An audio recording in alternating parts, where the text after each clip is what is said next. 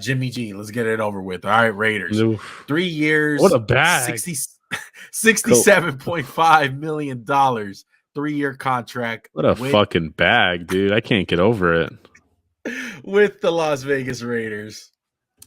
Max, what do you think? I'm surprised. I'm not really surprised. It's just funny because, if you're a fan of this podcast, you know our feelings about Jimmy G, or you know our feelings about the Niners and our good friend Joey. That's just, I've never seen a person to paint the picture. This guy was on a Jimmy G like nut rider, right? Yeah. And then that last throw in the Super Bowl, he soured on him and was just like turned his back on the guy. So it's been like years of Jimmy G discussion just amongst us as friends. I definitely don't think he's an upgrade over Derek Carr. I mean, the one thing you'd say is, he knows the system. Josh McDaniels is guy. He's been there. He knows everything. But at the end of the day, he's a stopgap, right? Yeah. You're not going into this being like, oh, we got our guy. No, you didn't. It's nothing. On a day where so many guys are going different places, like right off bat, right when free agency opened, you get the news. And one that slipped under the table was Jarrett Stidham, that signed with the Denver Broncos today also for a little cheap money. And the way I'm seeing it is it's McDaniels, bro. Like, it's McDaniels' fingerprints. He got his guy. He got his way. They've been trying to do it since day one, trying to get all the Gruden and Mike Mayock people out of there as much as possible. And they finally did it with the quarterback position because Derek Carr is gone. Jimmy G is in, New England guy. He can run his system, whatever the case is. That's all that matters to McDaniels. He can care less if Carr was an 8 and Jimmy G was a 5. Like, this is his guy. Unless it's an elite guy like Patrick Mahomes, obviously, or like Aaron Rodgers, then yeah. But Derek Carr's not one of those guys. We have gone over that. So when it comes down to that, Jimmy G's the safer bet. Would I have gone with Jimmy? No, I would have went with Jarrett Stidham if you're gonna go to a safe bet stopgap quarterback. Who's your backup right now? Nobody. That's our only quarterback on the roster. I really don't feel like you can rely on Jimmy G to be healthy. That's what I'm saying. Like, I'm texting people like, can't wait to be disappointed in the season in week 8 when Jimmy G is out for 5 weeks at least, because he has gotten hurt almost every single year. Look, my stance on Jimmy G is not going to change just because he's a Raider. Okay. Can he run a system? Yes. Can he win games? Yes. But is he a guy that can get you over the hump and win the Super Bowl? 100% no.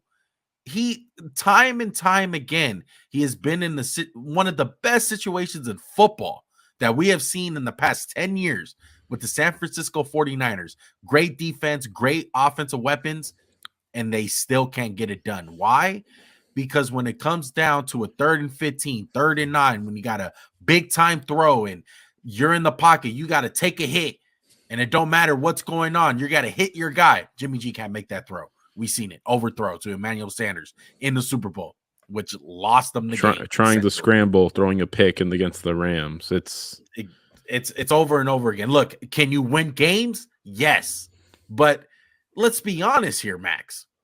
Besides Devontae Adams and Josh Jacobs, and that's probably it. Like, what do the Raiders have on this roster in general? Well, I think we're a little low on Darren Waller right now, a little low on Hunter Renfrow, because 2 years ago you say these guys are tops at their position and stuff. And one thing I have to say is the defense. He doesn't have the luxury of being bailed out by the defense. He doesn't really have the luxury of just having the greatest rushing attack in NFL history behind him. This defense still needs to be rebuilt, and I guess you did a little bit. You got Marcus Epps from the Eagles. I'm going to miss him. You had a good year, but he's not a needle mover. He's just a solid guy. So, I mean, who's your number 1 corner? Rocky Sin. He's nothing special. Who's number 2? Nate Hobbs. He's solid. I understand. You could play devil's advocate here and say, hey, he's a McDaniels guy. He has a bunch of weapons around him. He has one of the best receivers in the league. in Davante Adams. You got an all-pro running back. Max Crosby still on the other side. Free agency is not over. You know, I heard they're trying to target guys like Jordan Poyer, and we got the draft coming up. So maybe they get maybe a guy, Jalen Carter, at number 7. Like, you know, like things fall and the draft falls your way. Whatever, you home run hit the draft. I just think this roster is in a weird position right now, and this team is in a weird position because they trade for a guy in Davante Adams last year. And you think, hey, we're going in, we're going all in, we're going to compete for the AFC West Super Bowl window. Here we come. And it's like, what are we really doing though? Our roster sucks. We have about maybe 3, maybe 4 pieces that we can win right now with. It's not like Max Crosby is super young. It's not like Davante Adams is super young. Darren Waller, you know, Josh Jacobs is young, but he's a running back. Look at the lifespan on these running backs. I don't know where the Raiders want to go, man. I really don't. I hope that we can draft the quarterback and really just hit a home run this year, but I doubt that's going to happen, Max.